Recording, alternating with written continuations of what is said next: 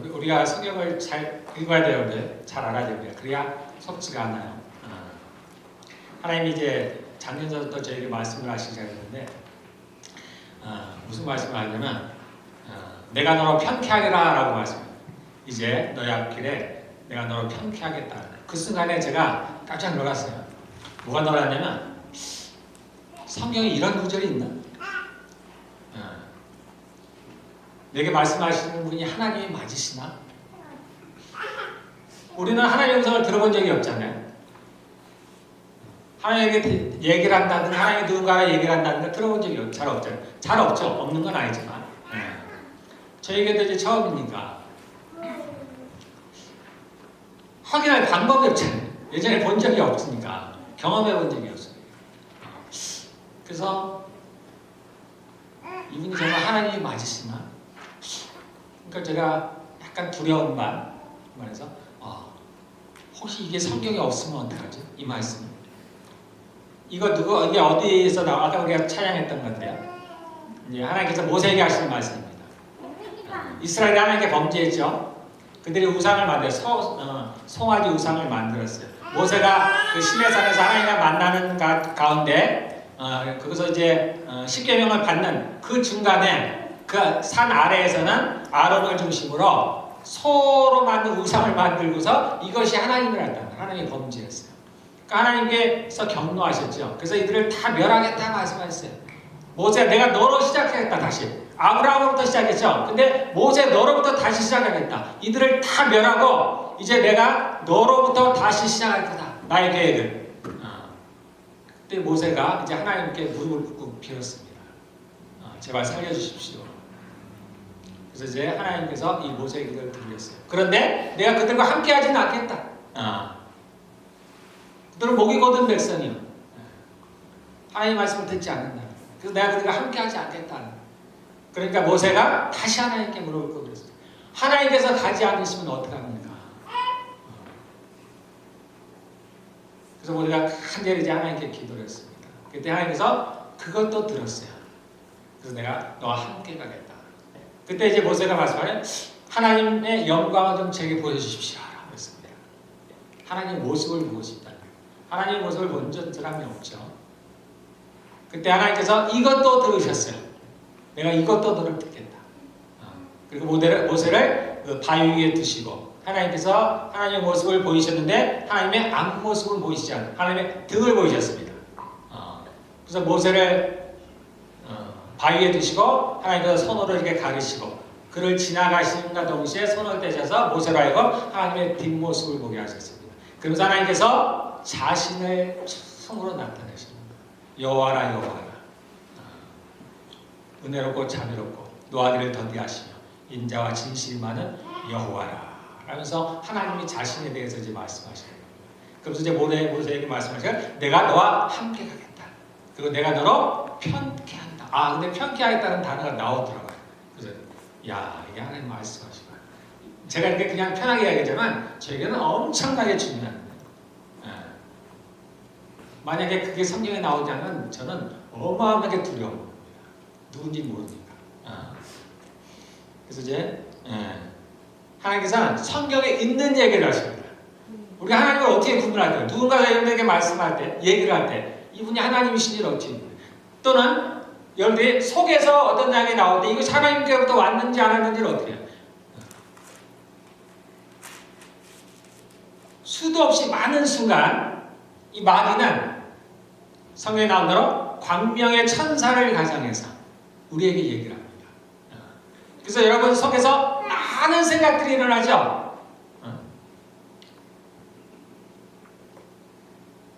어디서 왔겠어요? 출처가 어디예요? 우리는 그게 다 내 것이라고 생각합니다. 그래서 내 생각이라고 내 생각. 그래서 누군가는 그렇게 얘기했다 그랬죠? 내 안에 내가 너무나 많아. 내 안에 내가 너무 많아. 이런 생각, 저는 한 가지 내용을 가지고서도 이런 의견, 저런 의견, 수없이 많은 생각들이 내 안에서 나옵니다. 그게 다 나라고 생각해요, 나라고. 모르니까. 근데 그럴 리가 없습니다. 그럴 수가 없어요. 그냥 나는 나예요, 나. 다른 거는 다른 쪽에서부터 온 거예요, 다른 쪽에서. 누구로부터 왔냐? 생각은 통로와 같습니다. 통로. 마음이라는 거지, 마음. 마음이 이제 마음에 있는 것을 우리가 생각이라는 것을 통하여서 통로처럼 사용하는 겁니다. 그래서 하나님께서 우리에게 어떻게 말씀하세요? 생각을 통해서 말씀하시는 거예요. 마귀가 우리에게 뭘 통해서 얘기해요? 생각을 통해서 얘기하는 겁니다. 우리도 우리의 마음을 생각을 통해서 전하는 거예요. 그게 막 섞여 있어요, 섞여 있어요. 그러니까 이것이 구분을 못하면 누가 누군지를 모르는 거예요. 다 내 거라고 해요, 다 내 거. 다 내 거. 이것을 구분을 해야 돼요. 구분할 수 있어야 됩니다. 이게 하나님으로부터 온 생각인지 마귀로부터 온 건지 혹은 내 생각인지. 그래서 베드로가 주는 그리스도시요 살아계신 하나님의 아들입니다 라고 고백했죠. 그랬더니 주님께서 뭐라고 해서 이것을 알게 하려는 너가 아니라 하늘에 계신 아버지다. 하나님 아버지가 주신 생각이라는 겁니다. 그런데 베드로가 그 다음에 또 무슨 말이에요? 예수님께서 이제 그때 처음으로 말씀하셨어요. 내가 이제 예루살렘에 가면은 바리새인과 서기관들에게 또는 대리새인들에게 잡혀서 죽임을 당할 것이다. 그리고 3일 만에 살아날 거야. 그랬더니 베드로가 뭐래? 똑같은 현장에서 그런 얘기죠. 결코 그 일이 주님께 일어나지 않을 것입니다. 그랬어요. 그랬더니 예수님께서 뭐라 그래요? 사단아 내 뒤로 물러나라.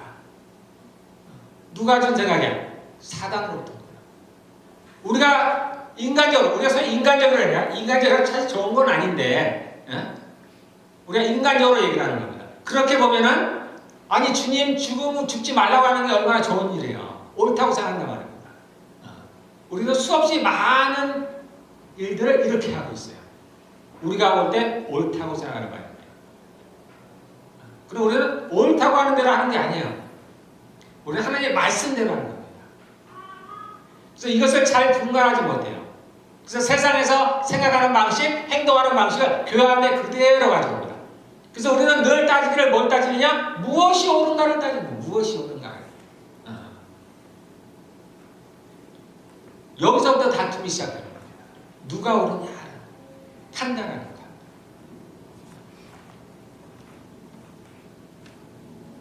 물론 그렇다 그러면 옳은 거 그런 걸 우리가 전혀 분별하지 못해도 그렇지는 않습니다. 하긴 해야 되죠. 우리 하나님의 말씀을 하는 거예요. 그러므로 성경을 잘 알아야 돼요. 성경이 뭐라고 얘기하느냐.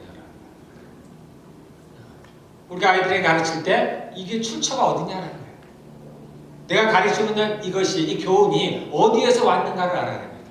하나님께로부터 왔는가? 아니면 세상으로부터 왔는가? 우리는 아무런 생각 없이 그것을 아이에게 주입을 시키고 있는 거예요. 그것이 마치 옳으냐. 그러므로 하나님으로 점점 멀어져요. 세상의 지식을 심어주면 세상을 따르게 되었습니다.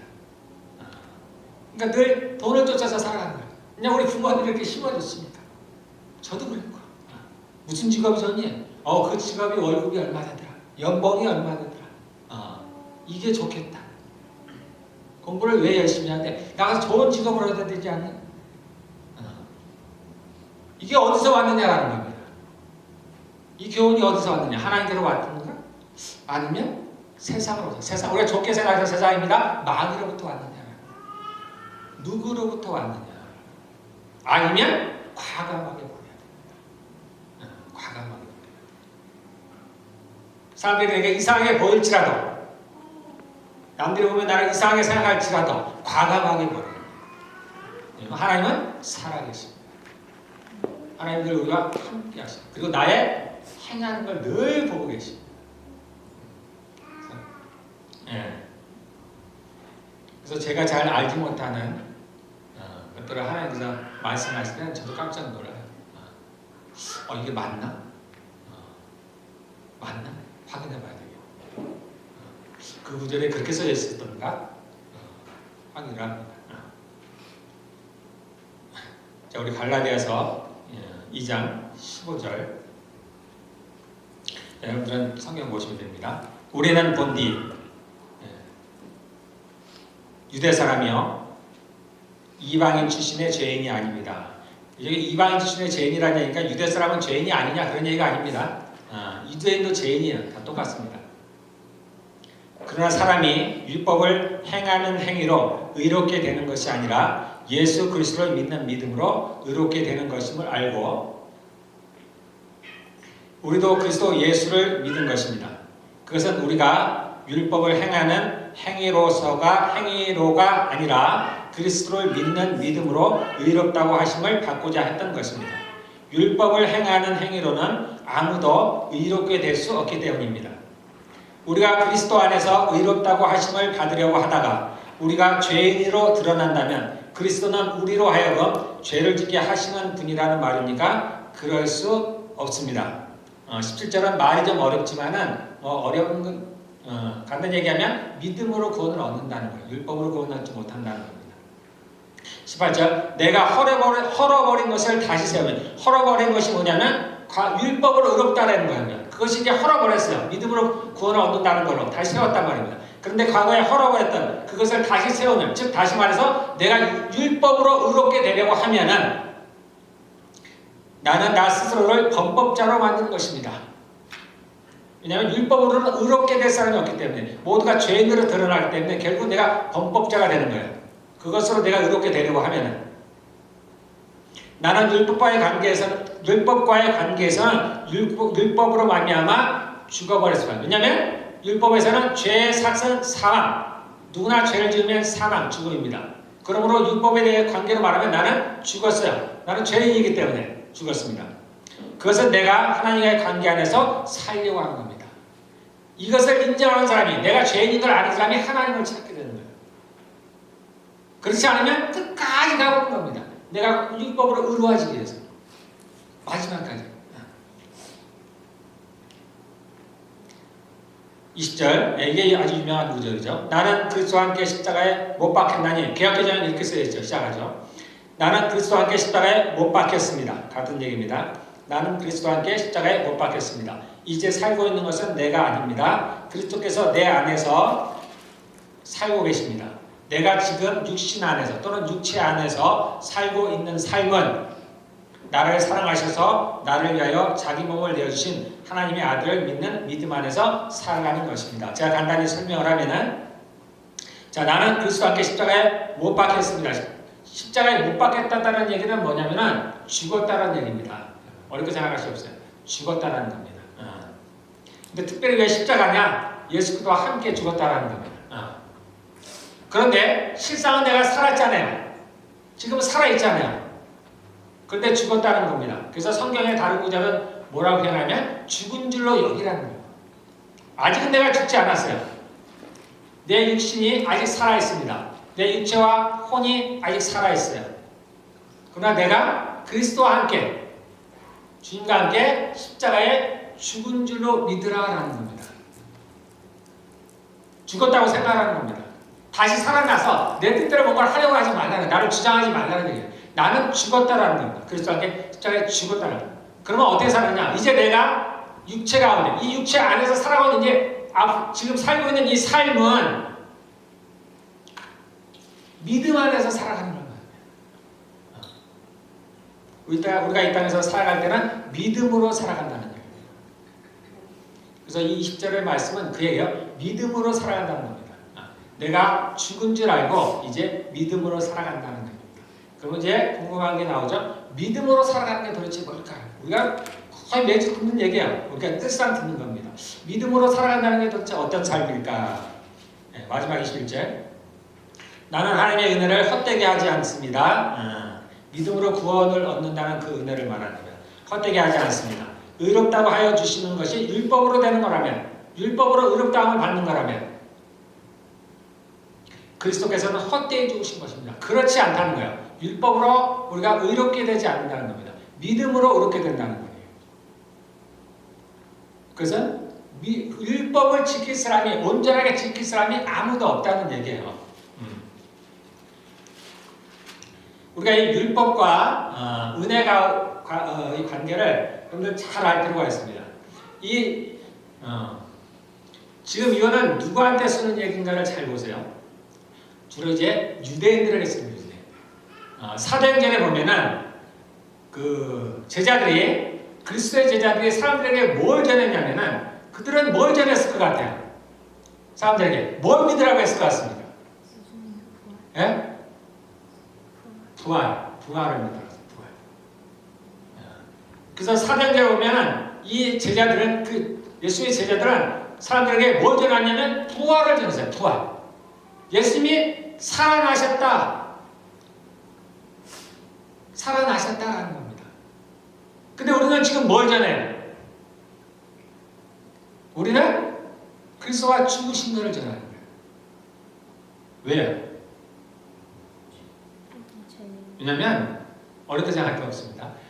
사도행전에 사도들이 예수님의 부활을 전하는 거면 그 시대 사람들은 예수님이 죽은 걸 모르는 사람이 없어요. 그걸 굳이 알릴 필요가 없는 거예요. 중요한 거는 그 죽으신 주님이 살아나셨다. 이게 기적이라는 거예요. 하나님이 살리셨다. 그래서 부활을 전하는 거예요. 왜 부활을 전하는지 생각해 보셔야 됩니다. 지금은 우리는 예수님이 누군지도 모르는데 예수님이 십자가에 죽은지도 몰라요. 그러니까 우리는 어떻게 해요? 예수님이 십자가에 죽으셨다는 걸 전하는 거예요. 죽으시고 부활하셨다는 걸 전하는 거예요.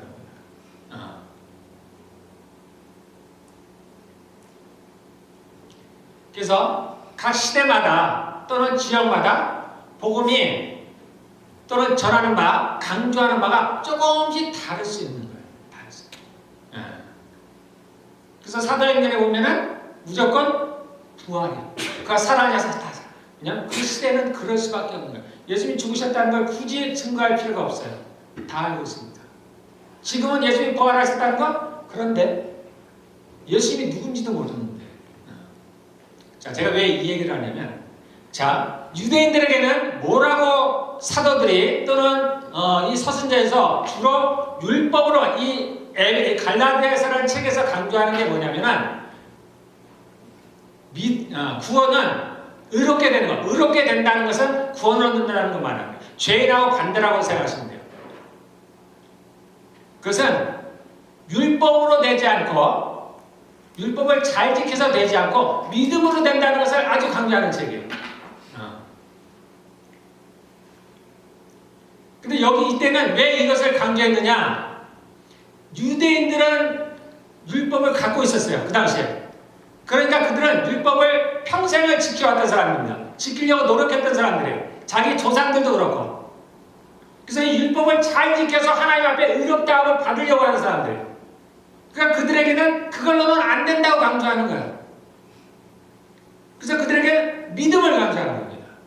율법으로는 안 돼.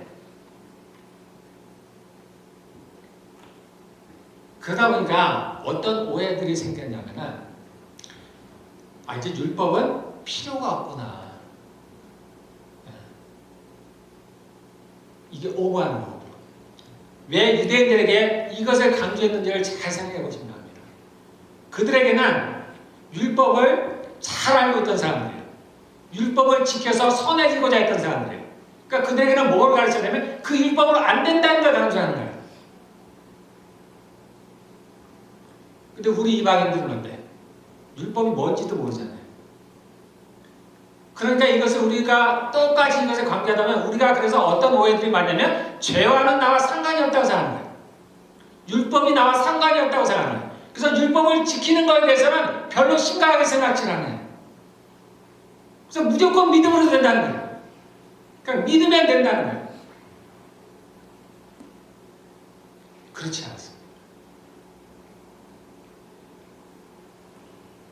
물론 이 진리가 변하는 건 절대 아니에요. 우리가 행위로서 하나님 앞에 구원받지 못합니다. 우리가 행위를 가지고 하나님 앞에 즉 천국에 들어갈 수가 없어요. 우리는 선하지 못합니다. 우리는 믿음으로 가요. 그렇다고 해서 이 율법이 폐해지진 않는 겁니다. 예수님께서 오셔서 율법을 폐하러 오신 게 아니라는 거예요. 내가 율법을 완성하러 왔다는 거예요. 완성. 자, 그럼 율법을 완성한다는 게 뭐 같아요? 그 얘기를 많이 들었죠, 여러분들. 율법을 완성하러 왔다는데 도대체 율법을 완성한다는 게 도대체 뭘까? 여기 조금만 좀 생각해보니까 답을 모르겠잖아요. 어렵죠? 좀 깊게 생각하니까 어렵죠?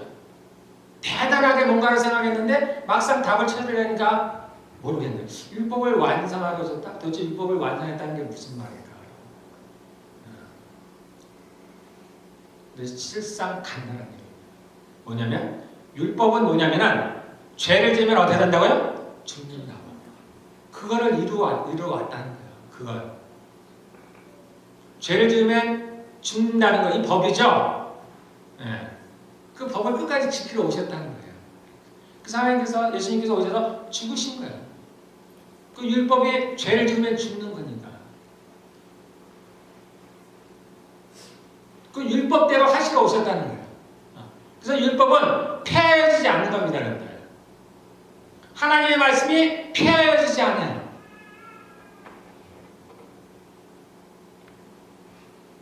그래서 이 유대인들에게는 그렇게 강조할 수밖에 없는 거예요. 그 당시의 사람들에게는. 이것을 그대로 우리한테 적용하시는 것. 우리의 삶이 이제 막 살게 되는 겁니다. 마치 율법을 안 지켜도 되느냐.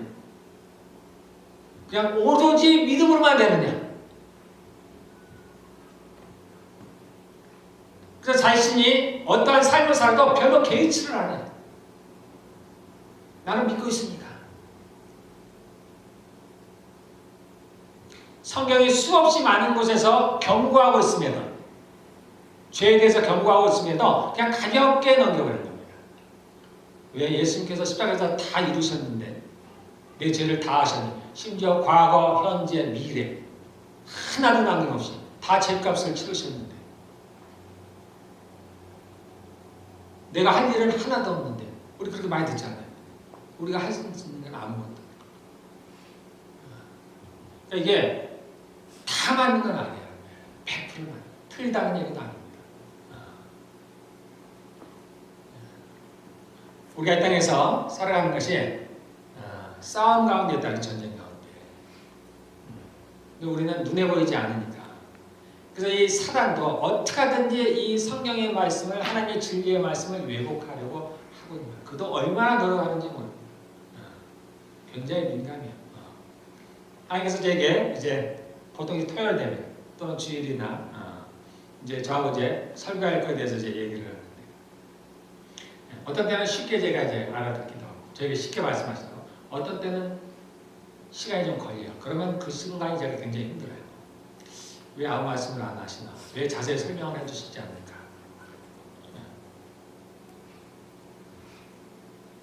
우리 생각에는, 또는 제 생각에는, 그냥 하나님께서 전에 하듯이 그냥 이거는 이렇고 저건 저렇고 이렇게 하고 설교를 이렇게 하고 이렇게 하라 그러면 너무나 쉬울 것 같아요. 쉽지가 않아요.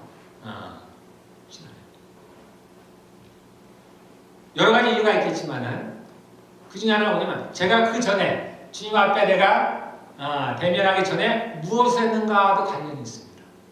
그 전에 내가 세상의 소식을 보고 정말 내가 뉴스라도 봤으면은 이게 영향을 미칩니다. 오늘이 그랬습니다. 짧은 시간에 내가 한국 뉴스를 좀 봤습니다. 그래서 다른 때보다도 하나님께서 말씀을 아주 늦게 하십니다. 저는 왜 그럴까? 그것 때문입니다. 마귀가 틈을 타는 거예요. 틈을 타. 어떤 것이든지. 그래서 굉장히 예민하다는 거예요. 우리가 생각에는 하나님은 전능하신데 모든 인간 마음대로 하실 것 같은데, 그러지 않아요. 그런데 그렇지 않습니다. 그러면 하나님께서 자신의 아들 예수님을 죽이실 수가 없죠. 간단히 얘기를 하면 되죠. 내가 너희를 용서할게. 마귀 너 지옥으로 들어가. 그러면 간단하지. 그렇지 않아요. 이 세상은 금세 사라져버리고 천국이 이 땅에 다시 오고, 그냥 뚝딱 요술쟁이처럼. 근데 우리는 하나님을 간혹 그렇게 생각합니다. 사단이 왜곡시키는 거예요. 하나님. 그렇지 않습니다. 하나님도 우리와 같은, 반대죠. 우리가 하나님 같은 인격체예요. 그래서 이 땅에 우리도 법이라는 게 있잖아요. 이게 어디서 왔을 것 같아요? 하나님으로부터 온 거예요. 이 땅에 새 것은 없다고 했잖아요. 다 천국에 있는 것들의 모형이에요. 그래서 이 땅도 법대로 하잖아요. 하나님도 법대로 하시는 거예요. 그래서 우리가 율법을 잘 생각하셔야 돼요. 없어져 버린 것들이 있어요. 이전에 이제 이 얘기가 왜 나왔냐면 베드로가 이제 바울이 있는 안디옥에 와서 사람들을 만나는데 안디옥에서 이방인들에게 이제 복음을 전해서 사람들이 예수를 믿게 됐습니다. 그러니까 교제를 해요. 그러니까 같이 식사도 하고 그랬단 말이에요. 원래 유대인들은 이방인들과 식사를 못합니다. 부정하다고 해서. 율법대로 하면 율법을 어긴 거예요. 근데 베드로는 이제 예수를 믿었기 때문에 이제 그런 것들이 상관이 없다고 한 거예요. 그걸로는 의롭게 되지 못하는 거예요.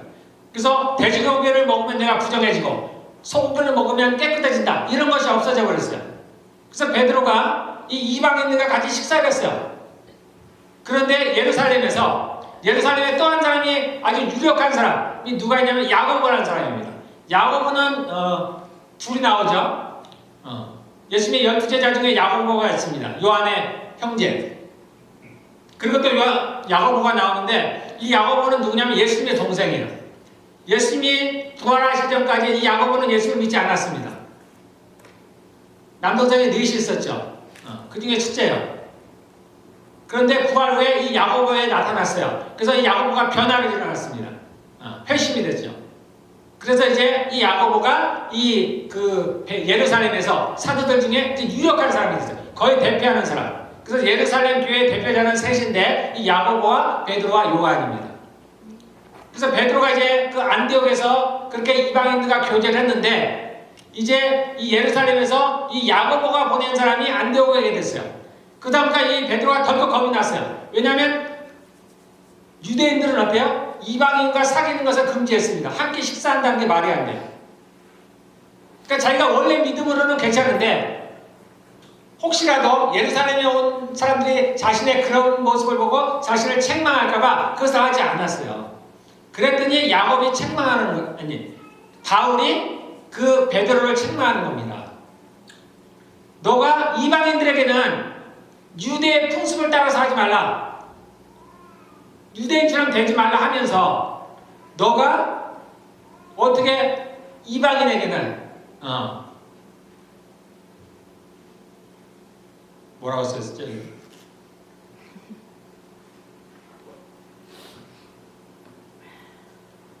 예, 어쨌든 그게 외식을 했어요. 그랬더니 바울이 이 베드로를 책망하면서 다시 한번 복음에 대해서 얘기하시는 겁니다.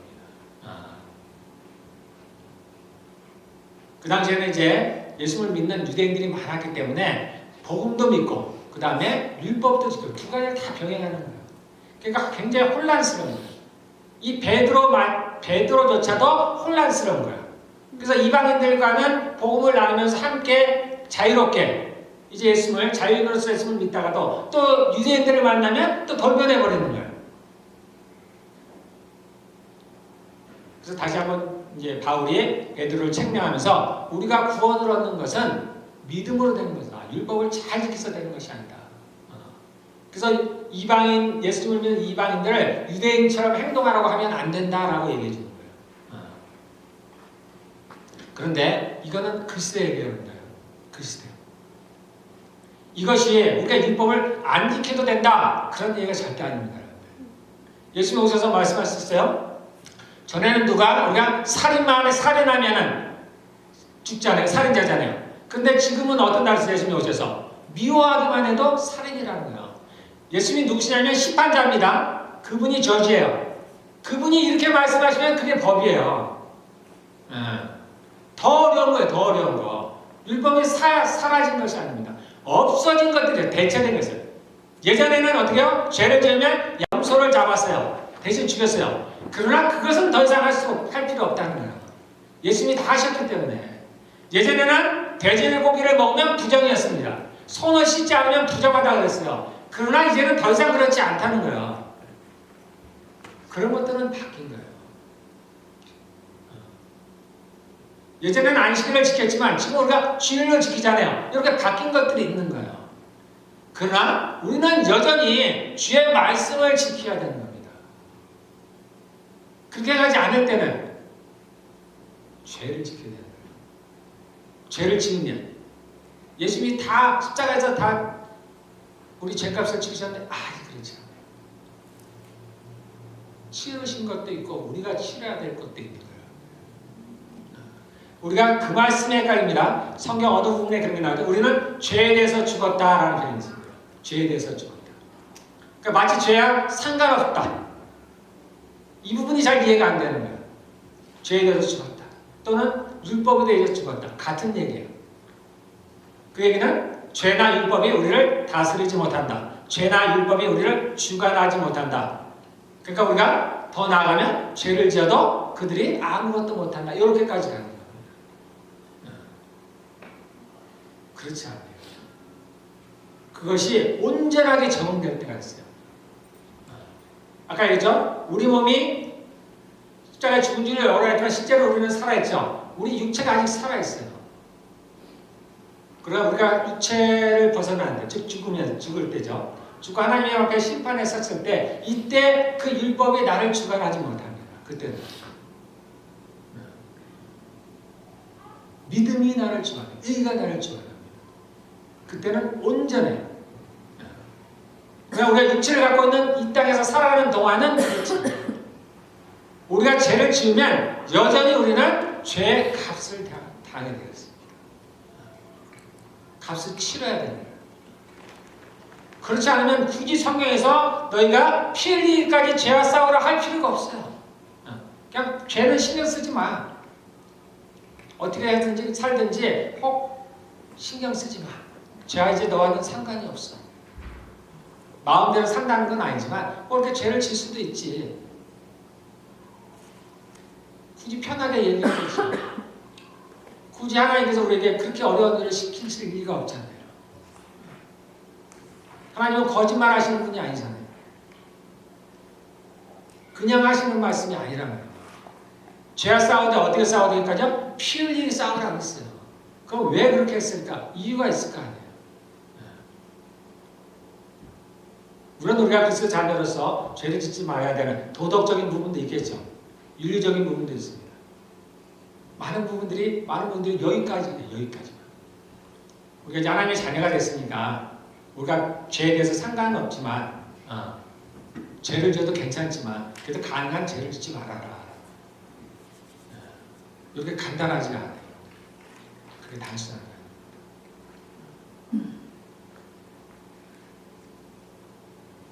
주님께서 십자가에서 이루신 부분이 있습니다. 그분이 이뤘다는 얘기는 치렀다는 게 값을 치렀어요. 그분이 값을 치른 게 있고 우리가 치러야 될 것들이 있어요. 이 땅에서 내가 육체를 갖고 있는 한, 육신을 갖고 있는 한 여전히 율법은 나에게 적용이 됩니다. 죄의 삭은 사망이에요. 내가 죄를 지으면 사망이 따라와요. 죽음이 따라옵니다. 그 값을 치러야 되죠. 그런데 하나님께서 십자가에서 주셨다면 우리가 그것을 벗어날 수 있는 길을 만들어 놓으셨어요. 해결하면 되는 겁니다. 우리가 우리의 죄를 잘해라면 예전에는 그 길이 없었어요. 물론 과거에도 있었죠. 구약에도 내가 함께 회개하면 회개를 용서해 주시죠. 이제는 우리 이방인에게도 모두에게 이 길이 열려있게 됐습니다. 그것은 우리가 그것을 행해야 되는 거예요. 회개를 해야 됩니다. 회개를 하지 않으면 그냥 하나님께서 십자가에 죽으신 것은 전혀 그렇지 않아야 돼요. 그렇게 적용이 되는 게 아니에요. 하나님 법대로 하신다고 했죠? 하나님 법대로. 우리가 나는 이렇게 생각하는데 그래 우리가 생각한다고 해서 그렇게 되는 게 아니에요. 법이 이렇게 돼 있으면 나의 생각과는 관계없이 나의 의견과는 관계없이 내 견해와는 관계없이 그 법이 적용이 되는 거예요. 정말 내 생각에는 하나님이 나한테 좀 자세히 좀 말씀해 주시지. 설교를 가르치시려면 좀 분명하게 확실하게 좀 편하게. 그건 내 생각이 내 생각. 그 내 생각대로 안 하신다니까요. 제 생각대로 안 하죠. 하나님 멀리 계시냐? 아니요. 제 옆에 있어요. 제 안에 계시죠. 제가 얘기하는 모든 걸 듣고 계시고 심지어 제가 생각하는 모든 것 내가 뭘 생각하고 있는지 뭘 궁금해하고 있는지 내가 겉으로는 얘기 안 하지만 속으로 내가 하시는 주님께 하시는 말씀 좀 쉽게 좀 말씀해 다 알아듣고 계십니다. 그럼에도 불구하고 주님께서 그렇게 하지 않으셔요. 우리의 생각대로 되어지는 게 아닙니다.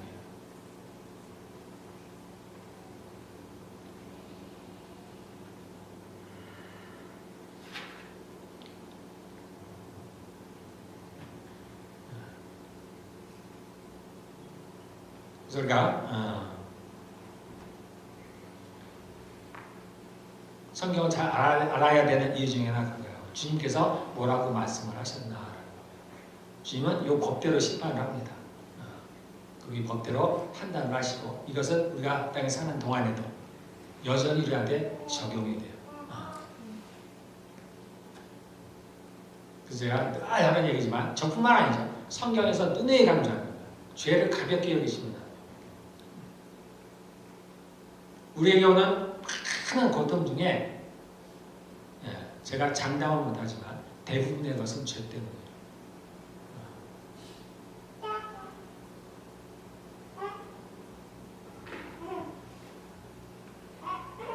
주님께서에게 늘상 말씀하시는 게 항상 두려워만 하는 거예요. 무엇을 하든지 두려워만 하는 거예요.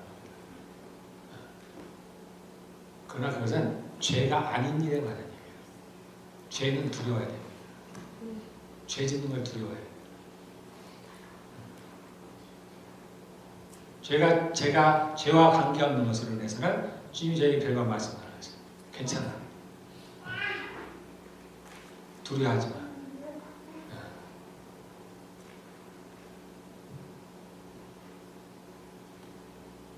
저도 동영상을 많이 봐요. 저도 할 일이 없습니다. 특히 캐나다에서 친구도 없고, 그러니까 저도 드라마도 보고, 저는 바둑을 좋아해서 바둑도 많이. 그거에 대해서 하나님께서 저에게 나무라 하신 적이 없어요. 두려워하지 마. 그건 죄와는 별로 상관이 없는 거예요. 그래서 제가 이제 혹시나 이게 우리 또 청소년들 이렇게 하라는 얘기는 하는데, 야, 내가 옛날에 우리 성경이 게임한다고 너무 뭐라 그랬구나. 나와 별반 다를 게 없는데 그게 공부하느냐, 왜 성경을 보냐고. 이게 차라리 내가 잘못한 것 같다. 그 생각, 요즘은 제가 그 생각을 많이 합니다. 그래서 우리가 하나님께서 행하시는 일들과 우리가 생각하는 거하고는 좀 차이가 있어요. 그러니까 우리는 정말 하나님에 대해서 잘 모르더라고요. 잘 몰라요. 우리가 성경을 안다고 하면서도 정말 성경이 말하는, 아니죠. 어쩌면 알아도 우리가 그렇게 따르지 않는 것일 수도 있습니다. 그래서 우리가 믿음으로 산다는 얘기는 그런 겁니다. 하나님 말씀에 순종해서 따라가는 건데, 우리가 비록 이 땅에서 살지만 우리는 이 땅에 속한 사람이 아니라고 했습니다. 그러니까 하나님 나라에 속한 자로서 하나님의 법의 적용을 받아요. 법의 적용. 우리는 이 땅에서 뭔가 이 땅의 법을 어기면 굉장히 꼭 지켜야 된다. 저는 이제 제가 이제 어쨌든 일을 하다 보니까 텍스 관계가 있어요. 텍스. 그럼 텍스를 한 번 안 내면 굉장히 마음에 양심의 거리낌이 있고, 이것을 내야 되는데 뭐죠? 이거 하나 안 내면 내가 여기 어겼구나. 여러분도 이상하게 듣지 마십시오. 이상하게 들어도 제가 할 수가 없는데, 하나님은 이거에 대해서 별로 신경을 안 써요. 제가 그게 얼마나 이상했는지 모릅니다. 하나님 맞으시나? 하나님이 괜찮다고 하시나? 괜찮다고요? 내가 세금을 안 내는데? 또는 세금을 피하려고 하는데 그게 괜찮다고요? 괜찮다는 거예요. 처음에는 제가 이해를 못하겠어요. 이게 어떻게 하나님이신데 내가 법을 어기는 건데. 이제 시간이 많이 흐르다 보니까 제가 조금 이해가 됩니다. 세상은 우리는 수도 없이 많이 법을 어기고 있어요. 그것뿐만 아니라 만약에 하나님께서 그걸 따진다 그러면 우리는 견딜 수가 없습니다. 우리가 내가 세금만 안 내겠어요? 얼마나 많은 과소를 쉽게 얘기하면 횡단보도 휙 지나가 버리죠? 이건 아주 가벼운 거예요. 얼마나 많은 이스라엘 법들을 어기고 있는지 모릅니다.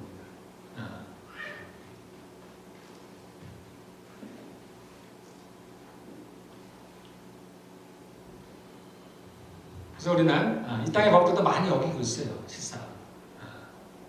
근데 우리가 이 땅에 눈에 띄는 법들을 어길 때는 세상에서 얘기하면 중요하다는 거예요. 그래서 마음에 이제 갇히려고 막 그러는 거예요. 근데 실상 이 세상 법뿐만 아니라 우리가 하나님의 법을 어기는 것에 대해서는 별로 신경을 안 써요. 정말 중요한 건 이거예요. 정말 중요한 거. 이 땅에 살아가니까 우리가 이 땅의 법을 어기면은 이 땅의 법을 어긴 것에 대해서 하나님께서 이 땅의 법을 지키라고 하시잖아요. 그러니까 그거에 대해서 내가 잘못한 거예요. 그것도 아니라는 얘기 아닙니다. 그런데 하나님 나라의 직접적인 법을 어기는 것에 대해서는 우리는 쉽게 생각한다니까요. 하나님은 이것을 중요하게 생각하는데 이 땅은 하나님께 속한 게 아니에요. 그래서 우리가 중요하다고 생각하는 어떤 것들이 하나님께는 별반 중요하지가 않아요.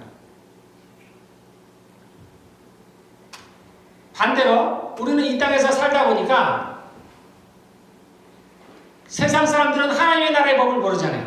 그러니까 하나님의 법을 어기는 것에 대해서 무시한단 말이에요. 그냥 도덕적이라든가 윤리적이라든가 그냥 심적인 약간의 가책들 그것으로 끝을 내버린단 말입니다.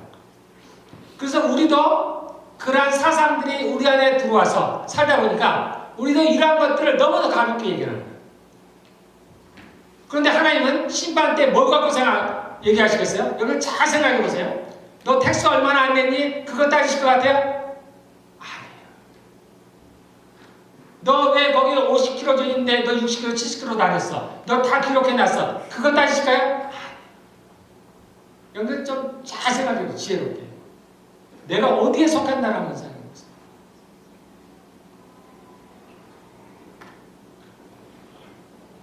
하나님이 뭘 말씀하셨냐 알아요.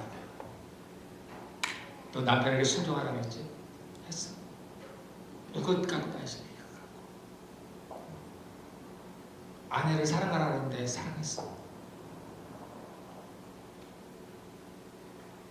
너를 핍박하는 자를 위해서 축복하라는데 했니? 이게 진짜 죄라는 거예요. 진짜. 하나님께서 이걸 갖고 판단하시는 거예요. 세상의 법을 가지고 판단하시는 게 아닙니다.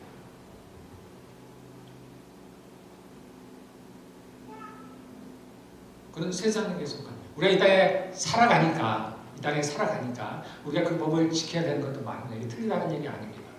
그러나 정말 중요한 게 뭔지 지혜로운 사람이 되라는 거예요. 지혜로운 사람.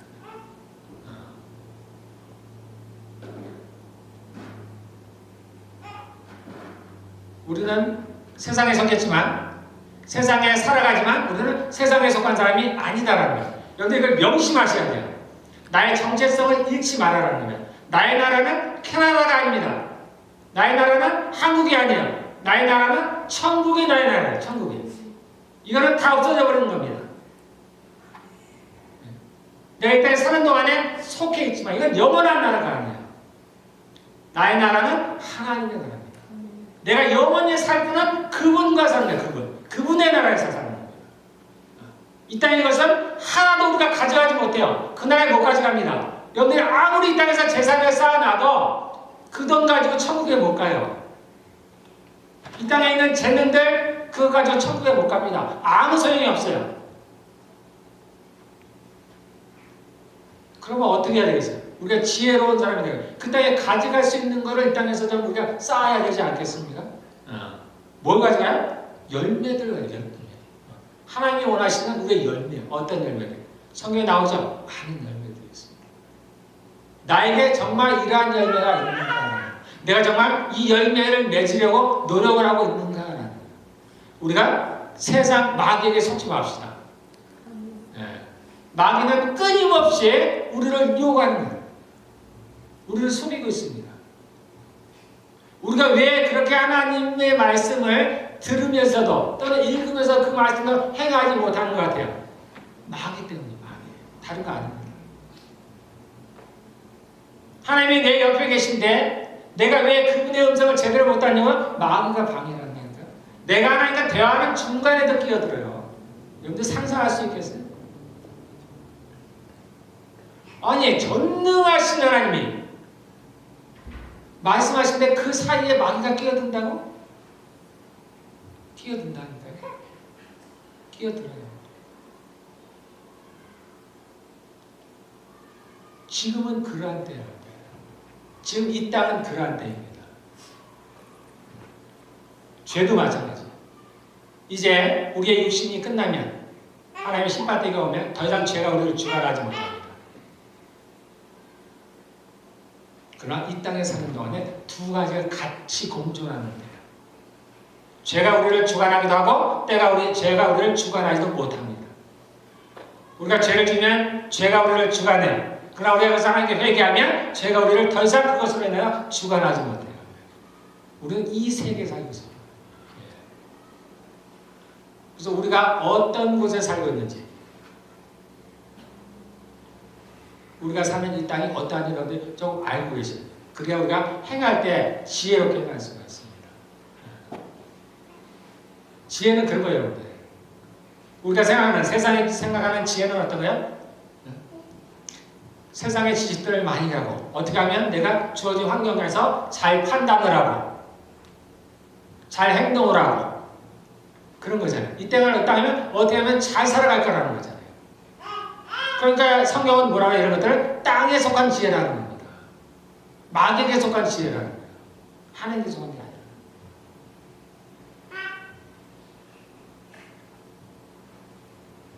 그래서 우리가 지혜도 잘 분별을 하셔야 돼요. 정말 이게 하나님께로부터 온 건지 마귀로부터 온 건지. 우리가 좋게 얘기해서 세상이라고 얘기하는 거예요. 그러나 실상은 마귀예요. 마귀예요. 어디로부터 온 지혜인지를 잘 분간하셔야 됩니다. 그리고 내가 과감하게 버릴 것은 버려요. 우리는 늘상 그래도 내가 먹고 살아야 되지 않아요?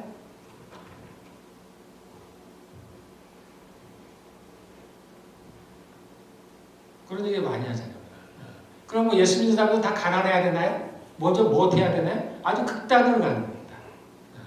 이게 어디로부터 오잖아요? 마귀로부터. 마귀가 좀 반항하거든요. 하나님의 말씀을 어떻게든 왜곡하려고. 그것에 순종하지 않으려고. 여기서 이제 민감해진다는 얘기는 하나님에게 민감해진다. 이런 것들은 생각이 들어올 때 잘 캐치를 하셔야 돼요. 아, 이건 하나님께로부터 온 게 아니구나. 이거 마귀가 주는 생각이구나. 그래서 물리쳐야 되는 거예요.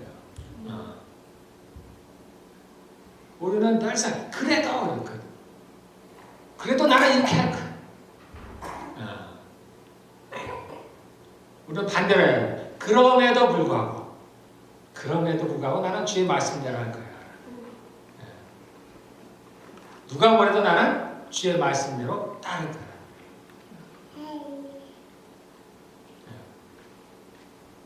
자, 우리는 죽었습니다. 십자가에 못 박혀 죽었습니다. 주님께서 최근에 저에게 하신 말씀이 뭐냐면 이제 너의 의견은 없다라는 거예요. 너의 의견은 없어. 너는 없어. 너의 의견은 없어. 우리는 늘상 얘기합니다. 제 생각에는 제가 알기로는 내 생각을 전하는. 근데 이제 우리 여기서 뭐라 하세요? 나는 십자가에 못 박혀 죽었습니다. 죽은 자가 무슨 말이에요? 죽은 자가 무슨 자기 의견이 있어요? 이제는 내 안에 누가 살아요? 예수 그리스도. 주님이 무슨 말이에요? 주님의 생각에는, 주님의 뜻에는 항상 이제 우리가 그 생각을 바꿔야 됩니다. 관점을 바꿔야 돼요.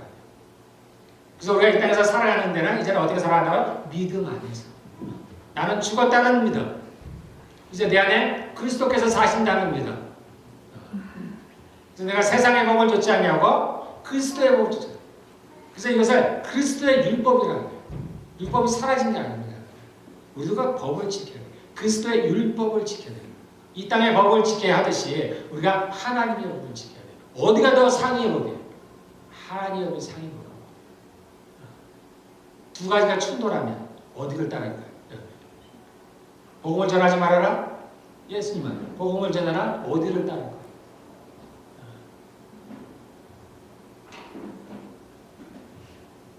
잘 생각해야 됩니다. 그리고 지혜롭게 생각하시길 바라겠습니다. 자, 우리 함께 기도하겠습니다.